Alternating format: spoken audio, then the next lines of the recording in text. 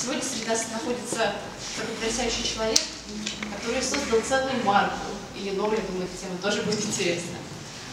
Сергей Малыхин, создатель марки «Инженер Гарин».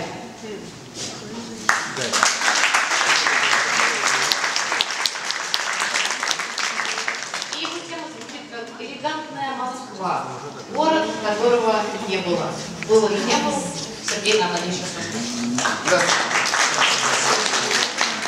Спасибо большое всем собравшимся и спасибо большое организаторам и лично Дмитрию Абрамову, которого уже упоминали здесь, и благодаря его потрясающей настойчивости и бульдожной хватке, с которой он меня держал, не отпускал, будучи за пределами России. Я оказался здесь, и я бы хотел сказать о том, чем я занимаюсь, почему я этим занимаюсь, и немножко увязать с историей Москвы, поскольку тема очень была заявлена. Собственно говоря, я готов начать. Мне кажется, что в жизни современного человека, который живет на очень высоких скоростях, как никогда важна преемственность. Чтобы он чувствовал, что то, что его окружает сейчас, это не результат большого взрыва, а продукт эволюции. Это касается одежды, это касается всего того, что окружает и наполняет жизнь современного человека. Мы видим картинку дореволюционной Москвы. Зрелище это было по-своему милое, но на какой-то стиль, конечно, не тянуло. В основном это были постоялые дворы, доходные дома, трактиры, лавки, дровяные сараи. В общем, как бы вот это выглядело примерно так. Перелом наступает в эпоху сталинизации, когда прокладывается кольцо, прорубаются магистрали, набережные, и начинает формироваться большой стиль. Но, собственно говоря, тогда Москва становится Москвой. Несущий каркас, как ни крути, все-таки сталинский.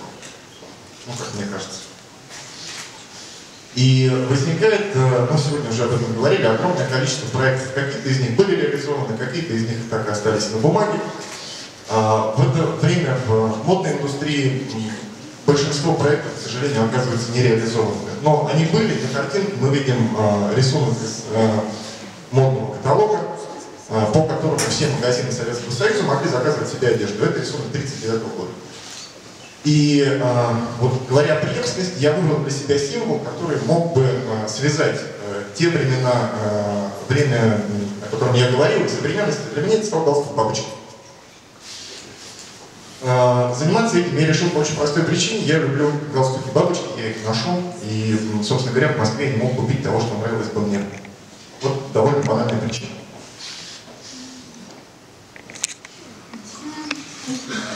Это я завязываю бабочку. Марка «Инженер Гарин» появилась как раз вот на стыке моих интересов. Как раз вот все то, о чем я говорил, все то, что мне интересно, и послужило основой. Я подумал, что у нас ведь есть такое прекрасное время, своего рода мифология, в котором никто из нас не жил, но мы знаем его по фильмам, фотографиям, и, в общем, оно вызывает массу приятных эмоций. И вот, собственно говоря, я придумал «Инженер Гарина». Начал я с того, что купил какое-то количество тканей на свой вкус. Но это не те ткани, которые я купил, но они были похожи. То есть это были твиды, шерсть, хлопки. Полной неожиданностью, поскольку этот проект не задумывался как коммерческий, полной неожиданностью для меня было появление первого покупателя. Это был октябрь месяц. Холодная дождливая осень, девочка позвонила мне по телефону, сказала, что хочет купить мои бабочки, приехала с другого конца Москвы. Это было так неожиданно, так приятно, что я растерялся и подарил ей бабочки. Я не смог ей продать, потому что было так трогательно. Я очень люблю своих клиентов. Вот я хотел сказать о том, что поскольку проект не планировался как коммерческий, а с целью удовлетворения каких-то личных амбиций, и амбиция получать больше и больше новых друзей, она как бы вот здесь реализована в полной мере. Основной двигатель этого проекта — это я. Вот я прочел в свое время потрясающую книгу, называется она «Как продать себя». И с тех пор я этим занимаюсь, в хорошем смысле. То есть я понимаю, что вот такой, какой я есть, я тоже представляю определенные интересы. Соответственно, и то, что я делаю, тоже представляет определенные интересы.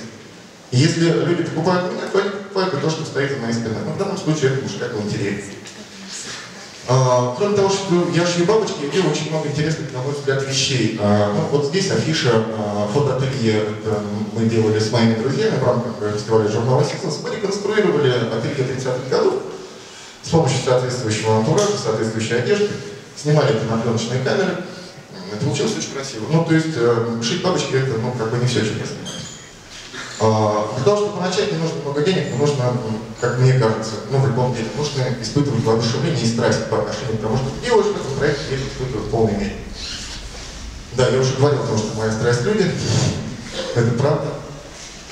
И благодаря этому, благодаря своей работе, благодаря тому, что я делаю, я знакомлюсь с огромным количеством очень приятных, на мой взгляд, людей. Ну вот, например, так. Были какие-то трудности определенные, в основном это касалось качества. Я перфекционист, и мне хотелось, чтобы это было безупречно. Это оказалось немного сложнее, чем я думал, но это оказалось как бы решением проблемы. Ну, каких-то других трудностей нет, скорее всего, вот, не припомню. Что я еще получил от этого проекта, это одобрение. Ну, я много чем занимался в этой жизни, но никогда меня никто не хвалил, никто не говорил спасибо за то, что я делаю. А здесь, помимо того, что, ну, не буду скрывать, я получаю некую коммерческую выгоду от этого, я получаю огромное количество благодарности. Ошибок не было, ну, разве что я там пару раз купил ткань, ну, ошибся в выборе ткани, такое бывает. Один раз ошибся с выбором производства. Но не могу сказать, что это подорвало мой бизнес. Ну вот, как-то так. Ральф Лорен, с него я беру пример, но для меня это человек, который умудряется сочетать тиражность того, что он делает, и наличие некой истории, мануфактурность в основе. Но любая вещь Ральфа, она обладает этими качествами. Она безупречна, она из хороших тканей, за ней есть история. Мне это очень нравится. Воодушевляет возможность вести тот образ жизни, который я люблю. Ну, достаточно расслабленный. Вот на картинке, мне кажется, пара вполне себе расслабленных людей. Вот, ну, примерно, это как бы вот то, что я могу себе позволить. Будущее я вижу как